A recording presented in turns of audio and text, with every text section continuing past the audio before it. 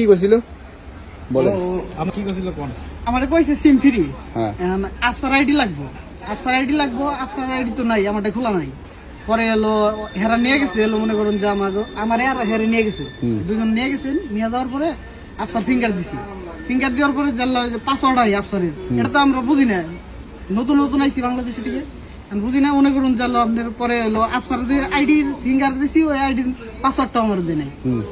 পরে এলো মনে করুন যে ওই দিন সিম টিম মনে করুন যে কোনো কিছুই দেয় নাই। আবার পরের দিন আইসে এনে মনে করুন আমি ফোনটা থুয়ে গোসল করবার যাবো, রুমে ঢুকছি, হ্যাঁ আমার পিস দেয় ঢুকছে, দুইখানে মনে করুন ফোনের দিকে কি কি একটা পাসওয়ার্ড জানি, পাসওয়ার্ডটা নিল। সিম ফ্রিতে বলে ফ্রিতে সিম দিব। হ্যাঁ।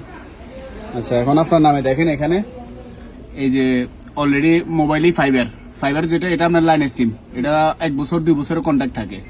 আরেকটা এটা হচ্ছে যে জেন সিম, এটা হচ্ছে যে home package 5G home basic package, এটাও আপনার লাইনের সিম। আরেকটা যেটা রেড বুল, এটা বড় আপনার পার্সোনাল সিম। হ্যাঁ এই যে দুইটা সিম, এই দুটোটা সিম আপনার কাটাতে হলে অফিসে যাইতে হবে। কারণ কয় বছরের কন্ট্যাক্ট করছে এটা হচ্ছে মেন কথা। এটা কি করুন লাগবো? এটা আপনার অফিসে যাইতে হইব, অফিসে যাই এরা কন্ট্যাক্টে মারে সিমগুলা। আপনার 1 বছরের কন্ট্যাক্ট হয়তো বা 2 বছরের কন্ট্যাক্ট, এই সিম অ্যাক্টিভেশন করে মনে করেন বুঝতে আর কি, আপনাদেরকে বুঝতেছে হয়তো ফ্রিতে সিম দেবো এগুলা ব্যাস।